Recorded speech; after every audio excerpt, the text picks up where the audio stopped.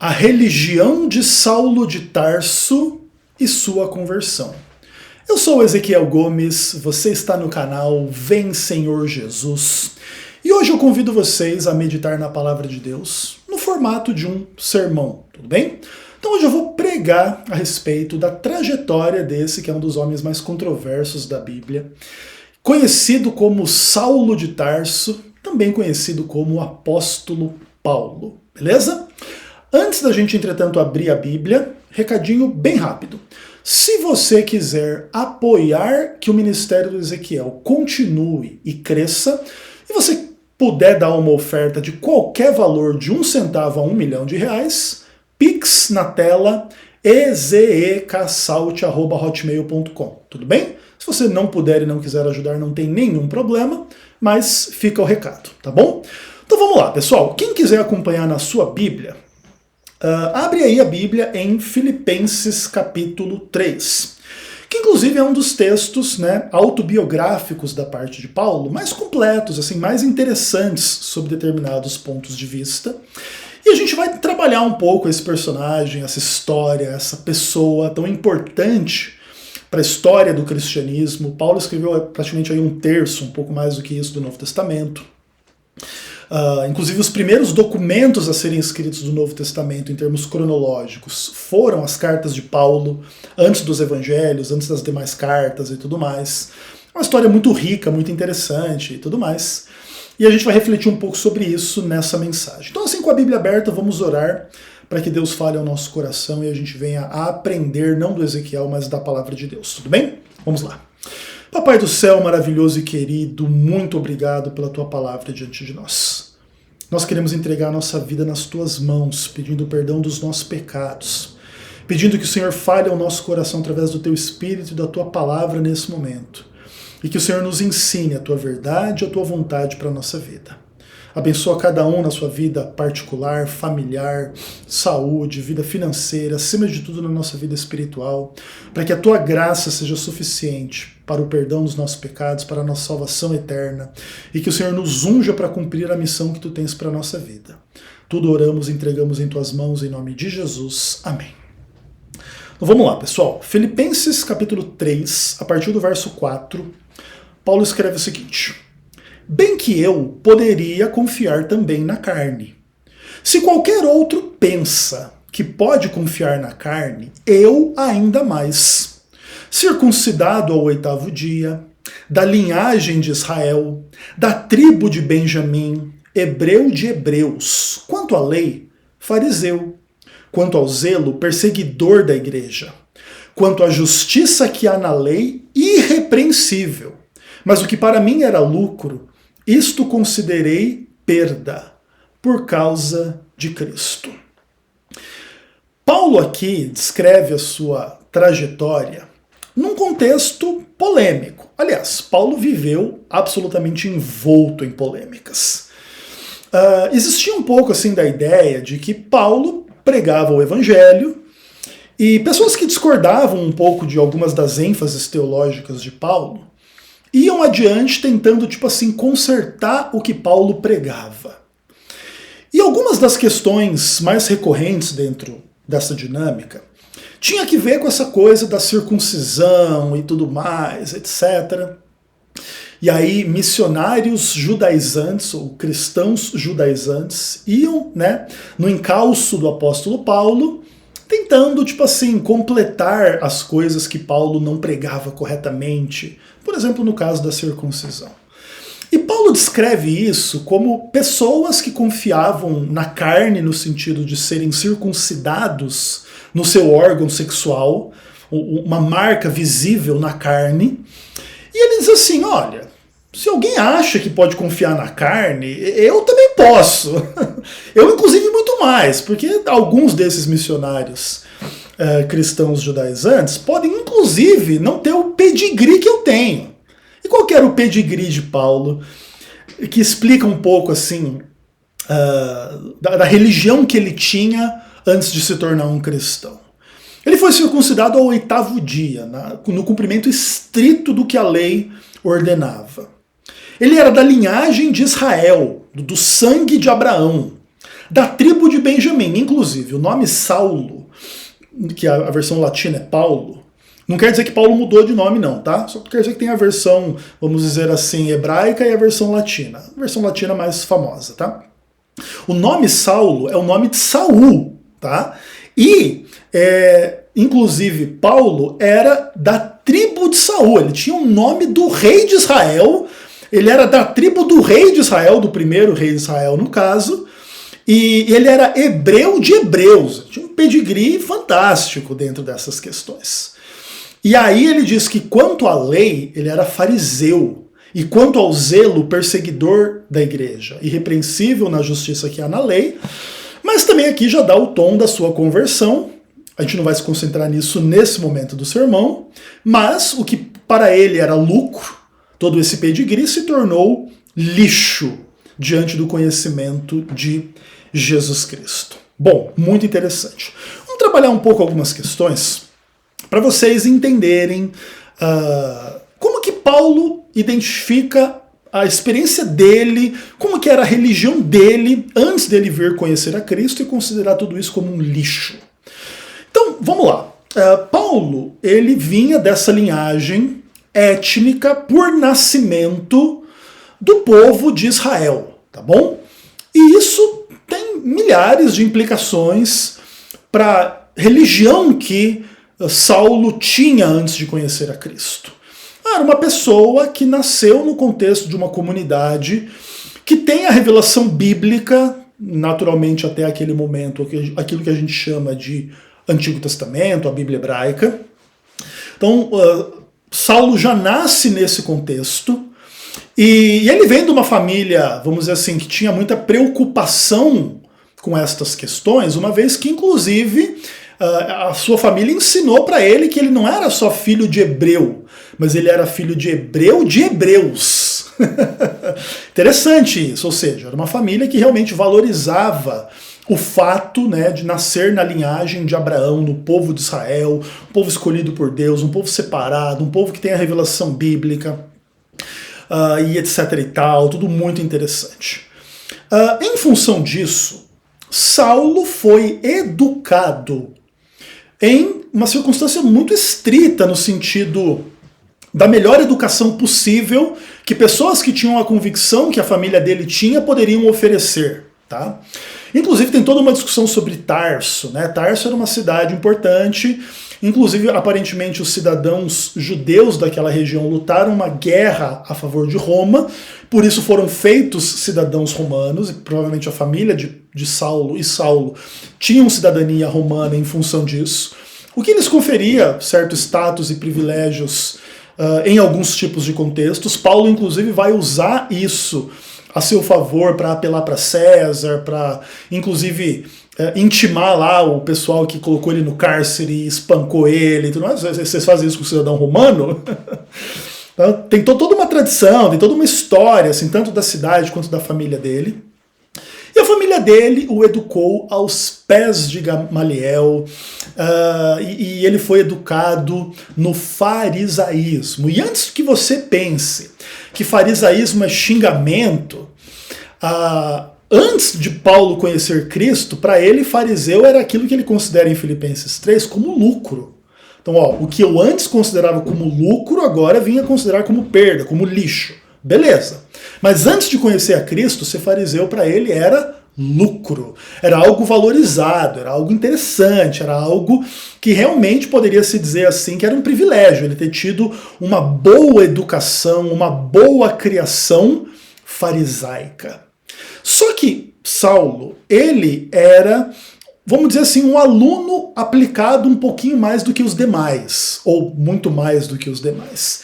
E ele se descreve, em outros contextos, como sendo uma pessoa extremamente zelosa em termos das suas convicções, com o conteúdo das tradições e das compreensões farisaicas a respeito das questões de uma forma meio que geral. E esse é um tipo de coisa que você não consegue adquirir meramente com a educação, você tem que ter convicção.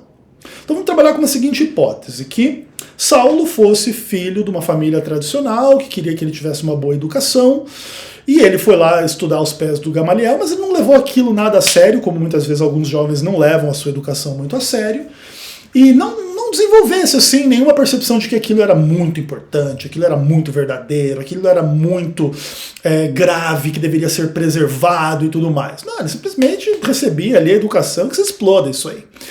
Saulo não foi esse tipo de pessoa, ele recebeu a educação farisaica e ele se apaixonou por aquilo, ele bebeu daquela fonte largamente, ele acreditou naquilo firmemente, sendo não apenas zeloso, mas sendo extremamente zeloso das tradições e aquilo tudo, e etc. Né? E isso vai revelar muita coisa a respeito de Saulo, né, do apóstolo Paulo. Vamos começar falando um pouquinho sobre o farisaísmo, tá? E eu trago em meu auxílio para falar um pouco sobre o farisaísmo o materialzinho do James Dunn, Jesus, Paulo e os Evangelhos. No momento futuro eu faço um vídeo sobre esse livrinho aqui, tá bom? Então vamos dar uma olhada aqui em algumas coisas que o James Dunn fala sobre o farisaísmo, tá? Para vocês se situarem bem sobre como que funcionaria a educação, a mentalidade de um fariseu. O texto não é muito longo, mas prestem atenção, beleza? Então olha só, Paulo identifica a si mesmo como um fariseu que superou no judaísmo muitos dos seus contemporâneos, ou seja, muitos dos colegas de Saulo eram menos fariseus do que ele, porque ele era um cara extremo, no sentido assim de levar muito a sério aquele negócio, sendo excepcionalmente zeloso das tradições ancestrais. Gálatas 1, verso 14. Sabemos que o nome fariseu provavelmente era algo como um apelido, que significava os separados. Isso indica a convicção dos fariseus de que, para manterem um nível de pureza ou santidade, eles precisavam manter estrita separação das fontes de impureza e contaminação. Então o fariseu era alguém que queria ser muito fiel, e ele tinha que se manter afastado de qualquer coisa que pudesse contaminá-lo ou indicar infidelidade, falta de santidade, falta de pureza. Assim, os fariseus eram conhecidos por suas práticas de fazer refeições entre si separados de qualquer outro judeu, provavelmente mantendo o nível de pureza exigido dos sacerdotes enquanto estavam servindo no templo. Fariseu não era sacerdote, mas o fariseu pegava as estipulações da lei sobre os sacerdotes e queria, mesmo sem ser sacerdote, cumprir aquilo ali. Você vê o nível que eles levavam aquilo a sério, entendeu? Só que, veja, as pessoas que não eram sacerdotes não precisavam viver como sacerdote, porque só vivia como sacerdote quem era sacerdote. Aí, o que acontece? Existia, então, uma separação dentre os judeus do fariseu, que é tipo um maluco que quer fazer cosplay de sacerdote, em termos aí dos rituais, de lavar a mão, de pureza, de não comer isso, não comer aquilo, etc. Aí só comeu entre eles, e os demais judeus que não entravam na onda do cosplay de sacerdote ficavam de lado. Então eles apelidaram os fariseus de os separados, né? O pessoal que não come com a gente. Muito interessante, assim, se você for parar para pensar a loucura dos caras, né? E tal. E aí é isso, eles viviam como se fossem sacerdotes, não sendo. Aí ele continua. Vemos indício disso na crítica à comunhão da mesa de Jesus com cobradores de impostos e pecadores, que os evangelhos atribuem aos fariseus. Lembra lá que os fariseus reclamavam que Jesus come com pecadores? É tipo assim, eles, fariseus, não comem com pecadores, entendeu?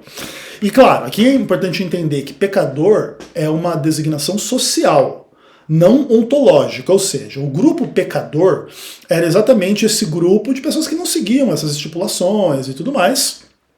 Não necessariamente que essas pessoas se consideravam sem pecado no ponto de vista assim, de ético e moral e blá blá blá. Inclusive o James Dunn vai falar sobre isso daqui a pouco, tá? É isso. Então, os pecadores eram aqueles que transgrediam a lei, mas aí no caso a lei voltada aos sacerdotes.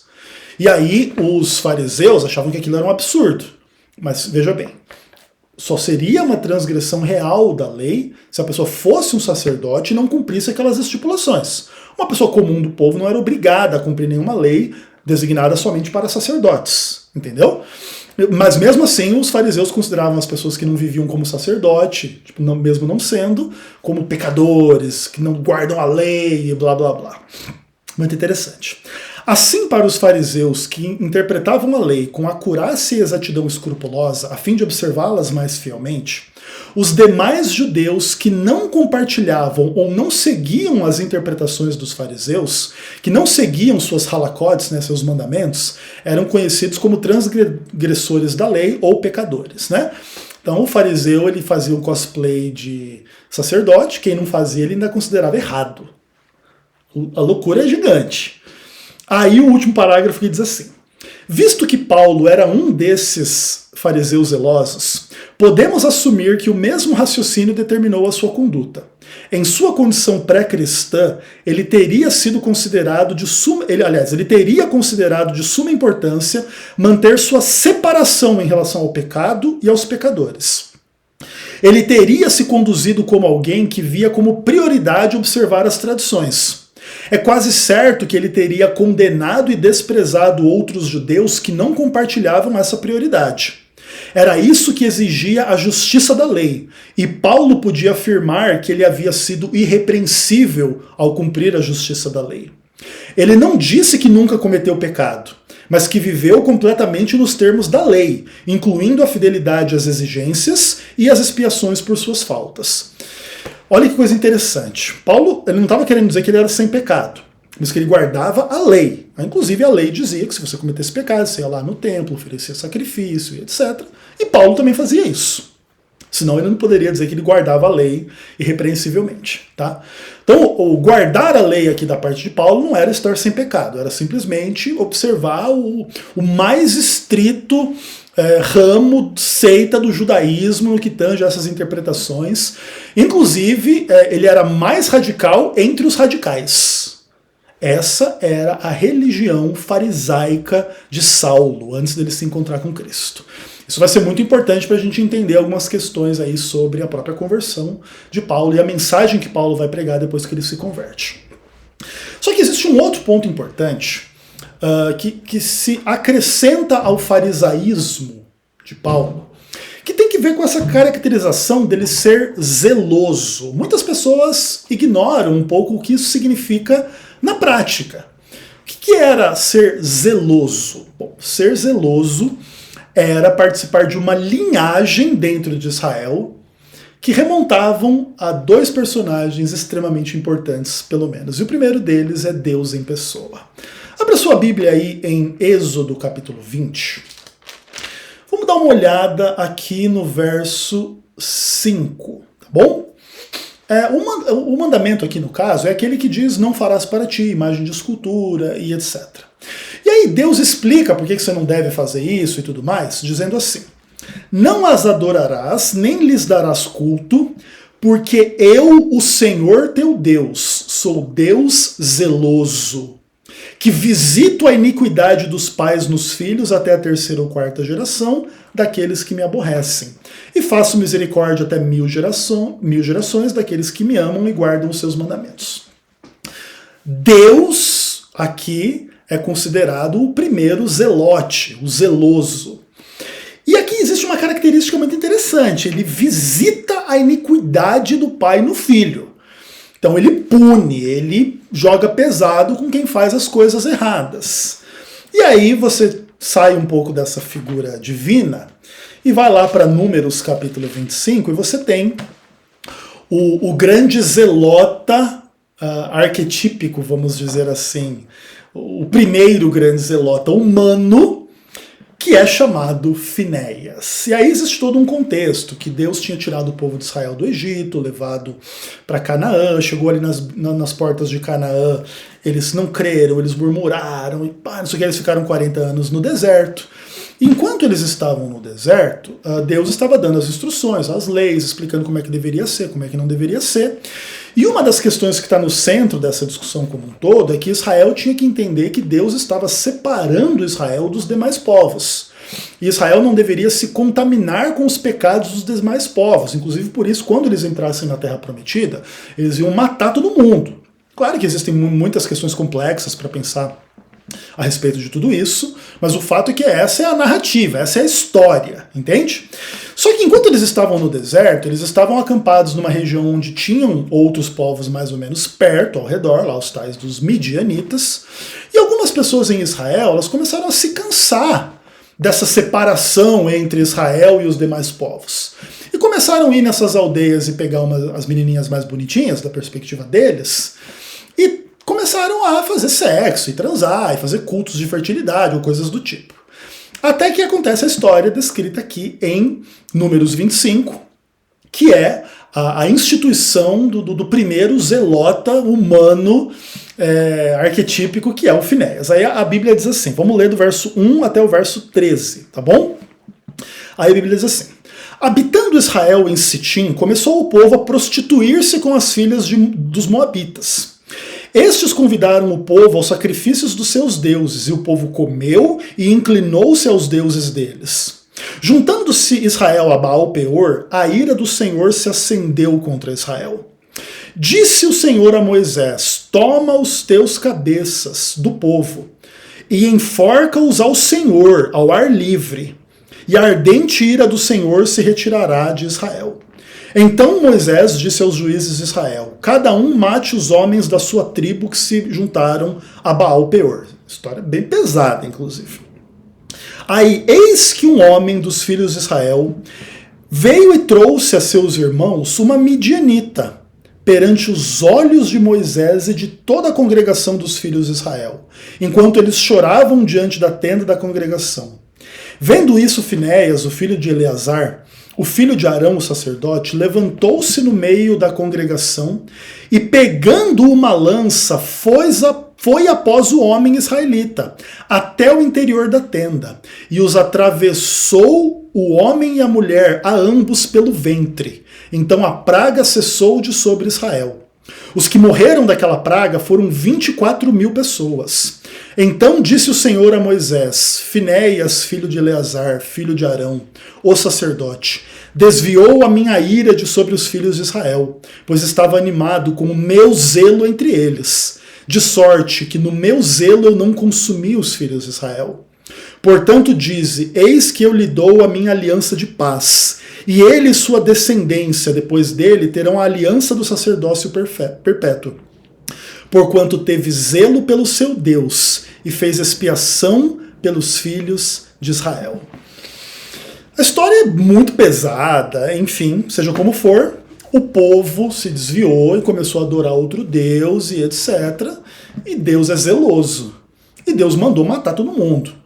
E a situação foram mortas 25.000 pessoas. Mas o ápice do problema foi um dos rapazes aqui, o nome dele era Zimri, e ele foi lá e pegou uma dessas meninas e simplesmente saiu desfilando no meio do acampamento, na frente de Moisés e de todos os demais que estavam chorando em função do que estava acontecendo na porta da tenda da congregação, onde Deus se manifestava, onde tinha lá a coluna de fogo, enfim, durante a noite, a coluna de nuvem durante o dia, porque estavam no deserto, e etc e tal. E esse cara simplesmente desfila com essa menina na frente de todo mundo, leva ela para sua tenda e começa a transar, na cara dura de todo mundo. E aí o que o Finéias faz? O Finéias, ele é descrito como alguém que se possui de zelo. Ele pega o zelo de Deus e traz para ele. E aí ele pega uma lança e enquanto estão lá o homem e a mulher, né, um em cima do outro transando, vem o Finéias e coloca uma lança por cima dos dois e vara os dois e mata os dois. E ali a praga cessou, ou seja, matou todo mundo que estava fazendo essas coisas, e aí o grande Finéias, possuído de zelo, vai lá e mata, e Deus o elogia, e lhe promete paz, e lhe promete bênção, porque foi inspirado pelo zelo de Deus e tomou o zelo sobre si, e aí fez o que Deus queria que fosse feito. E aí você percebe as questões assim da religião de Saulo. Na religião de Saulo, entre os fariseus, esse exemplo de Finéias era o exemplo supremo de um zelota, de alguém zeloso. E lembra que Paulo é extremamente zeloso. Paulo estava disposto a descer a peixeira, meter tiro, bomba, porrada, o que fosse, para seguir o caminho de Israel, da lei, etc. e tal, e cercar Israel do perigo simbolizado tanto pelos pagãos como pelos israelitas infiéis. Porque o que acontece? Os pagãos, eles então não tinham a lei que Deus tinha dado para Israel, não tinham a aliança, e eles faziam tudo o contrário do que Deus queria para Israel. Então, sei lá, se Deus deu lá a lei onde as pessoas deviam ser puras, tanto cerimonialmente como sexualmente, como um monte dessas coisas e tal, os pagãos eram o oposto. Eles faziam coisas nojentas, impuras, e pecados sexuais, idolatria, e Baal, o próprio Baal era um obelisco grande na forma tipo de um pênis, e ao redor eles ficavam fazendo culto de fertilidade. Então era tipo assim, era o exato oposto do que Deus queria para Israel, entende? E então a existência desses povos ao redor de Israel, essa existência era muito ameaçadora. Por quê? Porque os israelitas poderiam olhar para esses exemplos e dizer assim, eu não quero seguir essa lei de Deus aqui não, eu quero ir para a balada ali do outro lado da cerca, no meio desse povo, e vou lá transar com as meninas, vou lá fazer o culto da fertilidade, vou lá fazer essas coisas todas. Então, o fato da infidelidade pagã servir de sedução para israelitas que vão se tornando infiéis e que aí vão negando a verdade, a palavra de Deus, a aliança, a lei e tudo mais, cria o contexto da perseguição de Paulo à igreja. Mas peraí, Ezequiel, como assim? A igreja, por acaso, era todo mundo fazendo culto de fertilidade e Paulo tinha que matar essas pessoas? Não é exatamente isso, mas a gente precisa entender algumas questões importantes. Os cristãos, eles eram vistos por Paulo, antes da sua conversão, como israelitas que estão no caminho da apostasia, no que tange a essa questão assim, de você ir para o lado dos pagãos e você abandonar a fé de Israel. Porque o que acontece? No caso, por exemplo, da relação entre Paulo e Estevão, Estevão era um cristão helenista. E os helenistas, eles tinham uma leitura um pouco diferente dos hebreus, daquele pessoal mais radical. Inclusive porque os helenistas, eles tinham a influência helenista, obviamente, dos gregos e tudo mais, e muitas dessas comunidades viviam mais longe de Jerusalém. Então eles já tinham as sinagogas, eles não dependiam tanto do templo, inclusive alguns deles eram críticos ao próprio templo. E quando Estevão vai lá e fala que na verdade é Jesus e o templo e não sei o que, ele meio que faz uma crítica do templo e exalta a Jesus, isso já era suficiente para Saulo dizer, olha aí, tá vendo? Esse é o cara, esse é o tipo de gente que agora está se afastando do templo de Jerusalém, de Israel, da lei, da verdade, do farisaísmo, não sei o quê. E esse cara não tem outro caminho, ele tem que ser morto. Essa é a convicção de Saulo, essa é a religião de Saulo. E Saulo vai lá e consente na sua morte e respira ameaças contra a igreja, e ele vai querer botar na cadeia, vai querer torturar, vai querer obrigar as pessoas a blasfemar, vai querer que as pessoas neguem Cristo, porque ele entendia aquele movimento todo como um movimento de afastamento daquilo que seria, né, a lei, a verdade, o templo, Israel, a palavra de Deus, etc. e tal. E aí é nesse ponto que ele, inclusive, repete muitas vezes, inclusive com dor no coração, essa coisa de que ele foi um perseguidor, né? Por exemplo, vamos ver alguns poucos textos aqui. 1 Coríntios capítulo 15, verso 9. O que Paulo fala aqui aos coríntios? Ele fala assim, olha: porque eu sou o menor dos apóstolos, que mesmo não sou digno de ser chamado apóstolo, pois persegui a igreja de Deus. Paulo se apresenta em todas as cartas que ele escreve, eu sou apóstolo de Jesus Cristo, mas aqui ele faz uma autocrítica muito interessante. Eu não sou digno de ser chamado de apóstolo, ou seja, ele é chamado de apóstolo pela graça, pelo chamado de Deus, pela vocação de Deus, imerecida, porque ele não era digno disso. Por quê? Porque ele perseguiu a igreja de Deus. Aí, por exemplo, vamos lá para Gálatas capítulo 1, versos 13 a 24. Dá uma olhada aí.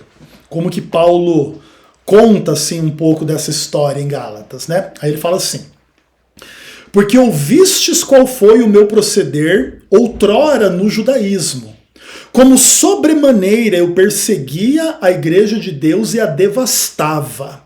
E na minha nação, quanto ao judaísmo, avantajava-me a muitos da minha idade, sendo extremamente zeloso das tradições de meus pais. Quando, porém, ao que me separou antes de eu nascer e me chamou pela sua graça, aprouve revelar seu filho em mim, para que eu o pregasse entre os gentios. Sem detença não consultei nem carne nem sangue, nem subi a Jerusalém para os que eram apóstolos antes de mim, mas parti para as regiões da Arábia e voltei outra vez para Damasco. Decorridos 3 anos, então, subi a Jerusalém para avistar-me com Pedro, e permaneci com ele 15 dias. E não vi nenhum outro dos apóstolos, senão Tiago, irmão do Senhor. Ora, acerca do que vos escrevo, eis que diante de Deus testifico que não minto. Depois fui para as regiões da Síria e da Cilícia, e eu não era conhecido de vista das igrejas da Judéia, que estavam em Cristo. Ouviam somente dizer: aquele que antes nos perseguia, agora prega a fé, que outrora procurava destruir, e glorificavam a Deus a meu respeito.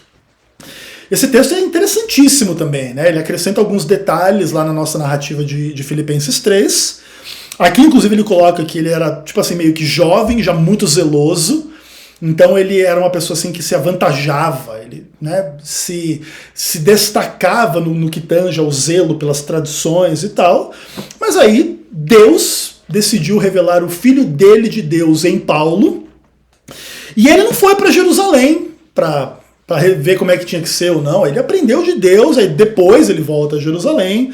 E ele conversa com Pedro, ele conversa com Tiago, mas ele faz questão de dizer que não conversa com nenhum dos outros apóstolos, para tentar dizer assim, que ele não está num conluio com homens para pregar o evangelho. Não, ele foi enviado por Deus, e muita gente nem conhecia ele, mas conhecia a sua história, que ele antes tentava destruir a fé e agora ele pregava a fé. E eu queria também ler algum texto nessa direção em Atos capítulo 22. Também conta essa história de uma forma extremamente interessante, cara. E aí, vamos ler do verso 1 até o verso 21. O texto diz assim: irmãos e pais, ouvi agora minha defesa perante vós. Quando ouviram que lhe falava em língua hebraica, guardaram ainda maior silêncio. E continuou: eu sou judeu, nasci em Tarso da Cilícia, mas criei-me nesta cidade, e aqui fui instruído aos pés de Gamaliel, segundo a exatidão da lei dos nossos antepassados, sendo zeloso para com Deus, assim como sois vós, até o dia de hoje. Persegui este caminho até a morte, prendendo e metendo no cárcere homens e mulheres, de que são testemunhas o sumo sacerdote e todos os anciãos. Destes recebi cartas para os irmãos, e ia para Damasco no propósito de trazer amarrados para Jerusalém os que lá estivessem, para serem punidos. Ora, aconteceu que indo de caminho já perto de Damasco, quase ao meio-dia, repentinamente grande luz do céu brilhou ao redor de mim. Caí por terra ouvindo uma voz que dizia: Saulo, Saulo, por que me persegues? Ao que perguntei: quem és tu, Senhor? E ele me respondeu: eu sou Jesus, o Nazareno, a quem tu persegues. Os que estavam comigo viram a luz, sem contudo perceberem o sentido da voz de quem falava comigo. Então perguntei: que fareis, Senhor? E o Senhor me disse: levanta-te e entra em Damasco, pois ali te dirão acerca de tudo que te é ordenado a fazer. Tendo ficado cego por causa do fulgor daquela luz, guiado pela mão dos que estavam comigo, cheguei a Damasco. Um homem chamado Ananias, piedoso conforme a lei, tendo bom testemunho de todos os judeus que ali moravam, veio procurar-me. E pondo-se junto a mim, disse: Saulo, irmão, recebe novamente a vista. Nessa mesma hora recobrei a vista e olhei para ele. Então ele disse: o Deus dos nossos pais de antemão te escolheu, para conheceres a sua vontade, veres o justo e ouvires uma voz da sua própria boca. Porque terás de ser a sua testemunha diante de todos os homens, das coisas que tens visto e ouvido. E agora, porque te demoras, levanta-te, recebe o batismo e lava os teus pecados, invocando o nome dele. Tendo eu voltado para Jerusalém, enquanto orava no templo, sobreveio-me um êxtase. E vi aquele que falava comigo: apressa-te, sai logo de Jerusalém, porque não receberão o teu testemunho a meu respeito. Eu disse: Senhor, eles bem sabem que eu encerrava em prisão e nas sinagogas açoitava os que criam em ti. Quando se derramava o sangue de Estevão, tua testemunha, eu estava presente, consentia nisso e até guardei as vestes dos que o matavam. Mas ele me disse: vai, porque eu te enviarei para longe, para os pagãos. A história é extraordinária, o relato é extraordinário. Paulo estava ali preso, querendo se defender, e conta a história dele para aqueles judeus. E o resumo da religião de Saulo antes dele conhecer Jesus é muito claro. Saulo não acredita em Jesus. Saulo, inclusive, acha que Jesus é o líder de um movimento perigoso, herético, equivocado, que tem como resultado potencial trazer a ira de Deus sobre o povo de Israel. Porque é uma infidelidade ao templo, é uma infidelidade à lei, é uma infidelidade à palavra, é uma infidelidade às tradições, é uma infidelidade extremamente grave. Esses israelitas que estavam seguindo a Cristo, eles estavam se afastando da lei e provavelmente, inclusive, sendo influenciados pelo paganismo. E querendo fazer coisas erradas e desprezando a revelação, o templo, a lei, a palavra de Deus e tudo mais. É assim que Saulo enxergava as coisas. E por isso Saulo entendia que ele estava completamente justificado em usar de violência contra essas pessoas, contra os cristãos e tudo mais. E aí a gente vê assim as características muito interessantes de uma religião que mescla muita coisa positiva, mas também com muita coisa negativa. Não resta dúvida de que a religião de Saulo, ela tinha conceitos e conteúdos extremamente importantes, que são conteúdo da nossa fé até hoje. Deus, o Deus de Israel, é o único Deus verdadeiro. Ele criou o mundo em 6 dias, descansou no 7º. Ele diz para Adão e Eva não pecar, mas ele deixa eles pecarem no sentido da liberdade, mas ele avisa que vai trazer morte, vai trazer sofrimento. E mesmo assim Adão e Eva caem em pecado, e isso explica toda a desgraça do mundo em Israel e fora de Israel. E você tem uma amplíssima história de como que Deus tira o povo do Egito, como que Deus leva eles para Canaã, como que a infidelidade do povo frustra aquilo que deveria ser uma vida melhor. E Saul, ele vem na existência exatamente um pouco dentro desse contexto, entendeu?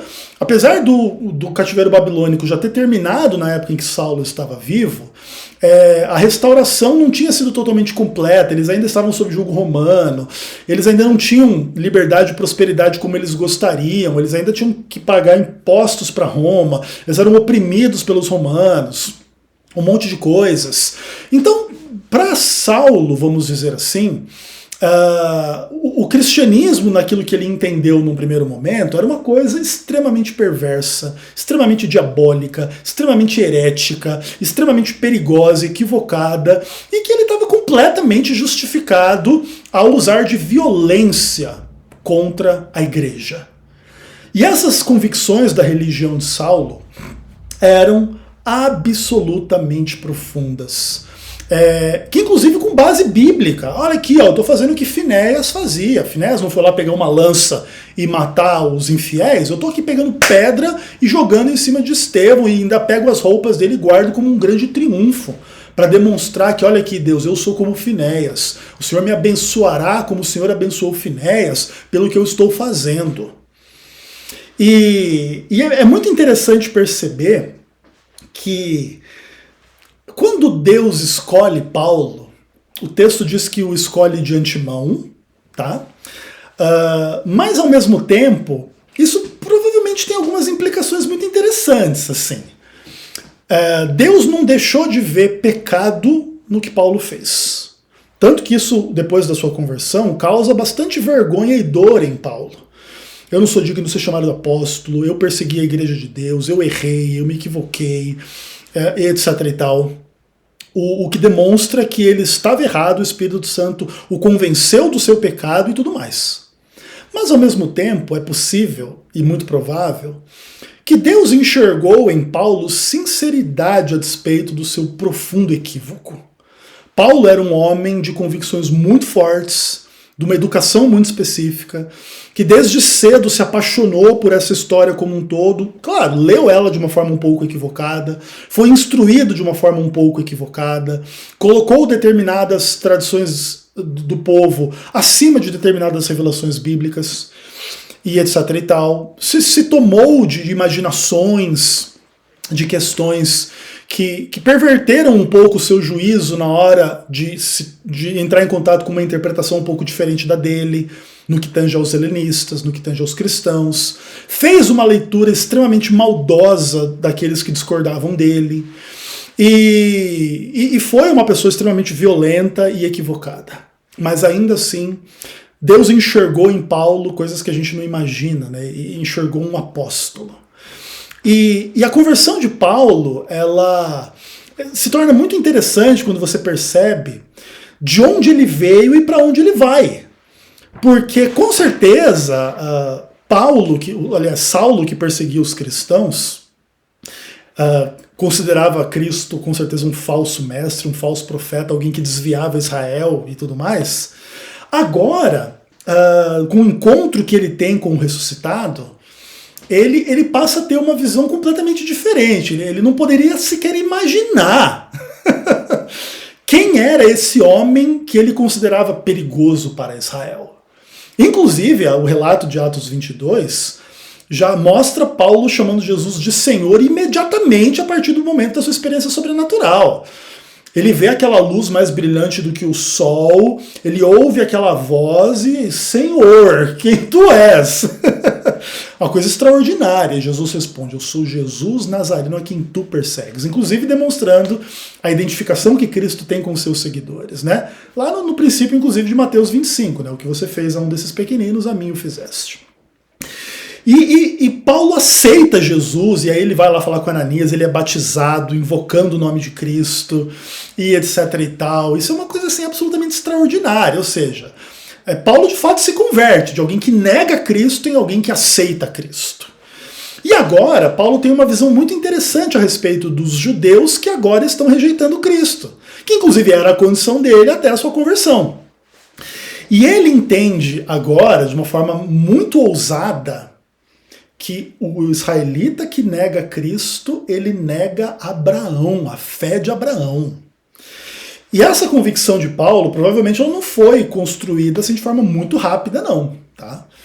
Porque Paulo teve que pensar profundamente, reestudar a Bíblia sobre a nova perspectiva do seu encontro com Cristo ressuscitado, com o Messias, com o Senhor. E aí Paulo inclusive vai desenvolver em Gálatas a ideia de que Deus pré-anunciou o evangelho a Abraão e Abraão creu. E Abraão creu em Cristo, e Cristo é a semente de Abraão.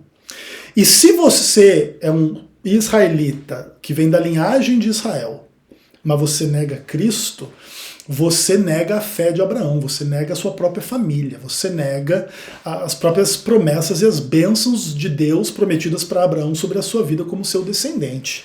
Porque não basta você ser descendente de Abraão, porque de Abraão vieram Esaú, aliás, de Abraão vieram Isaac e Jacó. Só que Isaac também teve 2 filhos, e um deles não recebeu a promessa, mesmo sendo filho de Abraão, sendo neto de Abraão, o Esaú. Entendeu? Então, ou seja, Paulo começa a refletir sobre essas coisas, dizendo assim, tá vendo? Então esse israelita que está negando Cristo é tipo um filho de Esaú. Ele não tem o Deus de Abraão, Isaac e Jacó, ele não é da promessa. Que Deus fez a promessa para Abraão no contexto de que ele creu, e isso lhe foi imputado para a justiça. Quem rejeita Cristo e não crê, não tem a justiça de Deus imputada sobre si. Por isso pode ser da semente de Abraão, mas o quê? Nega a fé de Abraão. E aí você não está na família da fé de Abraão. E essa é uma convicção que Paulo desenvolve, assim, é muito interessante, porque aí nesse caso, Paulo desmonta no judeu, ele arrebenta a convicção judaica mais preciosa. Ele estava seguro porque ele era um filho de Abraão. Agora, rejeitando Cristo, ele rejeita a fé de Abraão. E o mais importante de tudo isso, né? Paulo se converte para ser o apóstolo dos pagãos. Agora, Paulo não teme mais os pagãos que vão contaminar Israel e que vão destruir tudo. Agora, Paulo vai levar o Messias de Israel para os pagãos. E agora ele não vai fazer isso com violência. Inclusive vai ser o contrário. Ele vai sofrer violência ao levar o evangelho. Ele vai ser preso, ele vai ser açoitado, ele vai ser apedrejado, dado como morto. Ele vai sofrer 1 milhão de coisas. Inclusive lá no relato de Atos capítulo 8 e 9, se eu não me engano, que fala da conversão de Saulo, quando Deus fala para Ananias lá para ele ir lá falar com Paulo e tal, etc. Esse homem é uma praga. Ele diz assim, eu vou mostrar para Paulo o quanto ele vai sofrer pelo meu nome. Agora ele não vai infligir sofrimento aos outros. Agora ele vai sofrer pelo nome de Deus.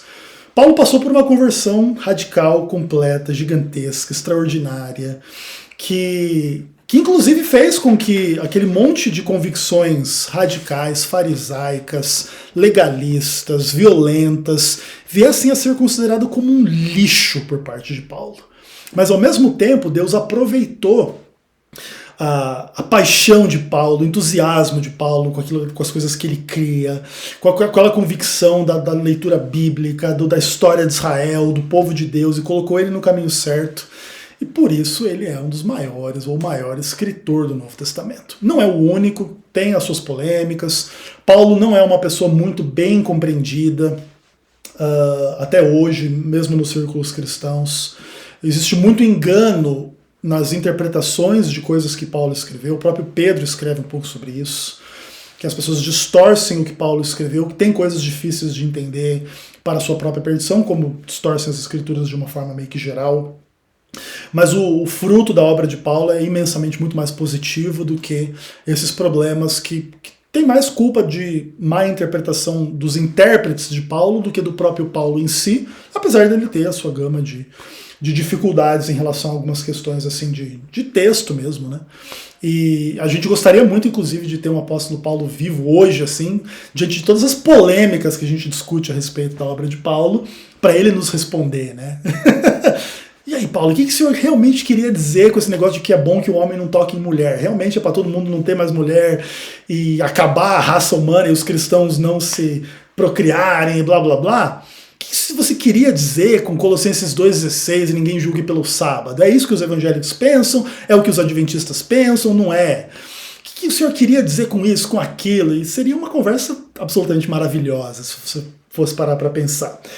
E é isso. E Paulo é um personagem inspirador, uma história maravilhosa, que vale muito a pena a gente realmente ver o poder de Deus na transformação de um terrorista, fariseu, radical, violento, estúpido, fanático, cego, que não consegue enxergar as coisas além de uma tradição familiar, histórica, nacional, e transformado numa pessoa com uma missão internacional, com uma mensagem maior, com uma mensagem de amor, de perdão, não mais disposto a fazer os outros sofrerem, mas a sofrer pela própria causa em que ele veio a crer depois do seu encontro com Cristo.